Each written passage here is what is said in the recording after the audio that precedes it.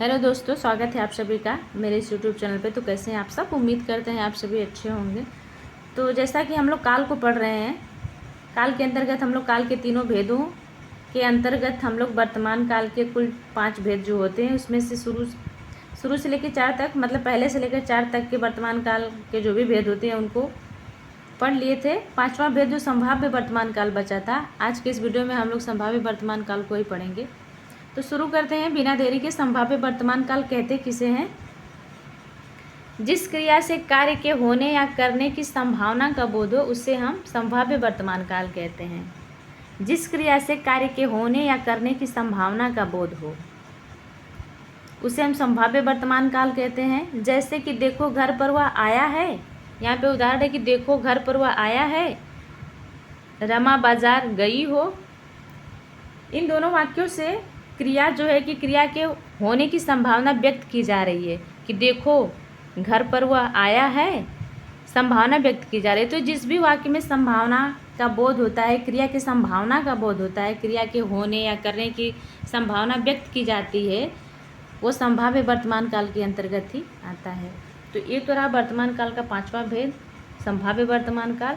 अब हम लोग भूतकाल की परिभाषा, भूतकाल को देखेंगे। भूतकाल किसे कहते हैं?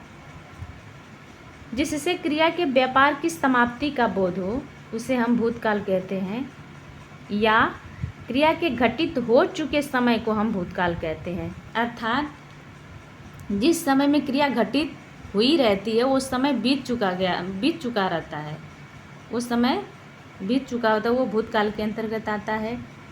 क्रिया के व्यापार की जो बोध होता है, क्रिया के व्यापार की समाप्ति का बोध जिसके द्वारा होता है उसे हम भूतकाल कहते हैं। भूतकाल में क्रिया जो है कि संपन्न हो गई रहती है पूरी तरह से, उसका जो समय, जिस समय वो क्रिया घटित हुई रहती है उस समय भी बीत चुका रहता है। तो जिससे हमें क्रिया के व्यापार की समाप्ति का बोध होता है, जिसके द्वारा होता है, उसे हम भूतकाल कहते हैं। भूतकाल के यहाँ पे उदाहरण हैं 2। राम घर गया था, राम के घर जाने की जो क्रिया है वो पूरी तरह से संपन्न हो चुकी है। राम जिस टाइम वो घर गया था उस समय भी बीत चुका है, अर्थात ये राम घर गया था, ये उदाहरण जो है कि भूतकाल के अंतर्गत आएगा। दूसरा उदाहरण कि सोहन मेरे यहाँ आया था, सोहन के आने का जो टाइम था वो समाप्त हो गया है।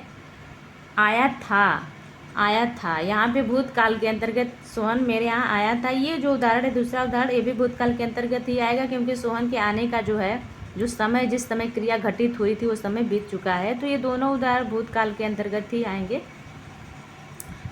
क्योंकि राम घर गया था, सोहन मेरे यहाँ आया था, ये दोनों भूतकाल के उदाहरण। भूतकाल की परिभाषा कहती है कि क्रिया के व्यापार की समाप्ति का बोध जिसके द्वारा होता है वो भूतकाल के अंतर्गत है, उसे हम भूतकाल कहते हैं। तो ये दोनों उदाहरण भूतकाल के हैं। अब हम लोग भूतकाल के भेद को देख लेते हैं। भूतकाल के कुल 6 भेद होते हैं।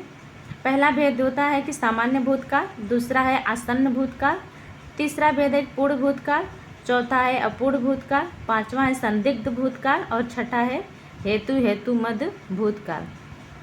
तो ये तो रहे भूतकाल के कुल भेद। अब भूतकाल के जो भी 6 भेद हैं हम इसको आगे की वीडियो में कवर करेंगे। आज के लिए बस इतना ही रहेगा। तो वीडियो अगर अच्छी लगी हो तो प्लीज़ आप लोग चैनल को लाइक, सब्सक्राइब, शेयर करिएगा। आप लोग का बहुत बहुत धन्यवाद।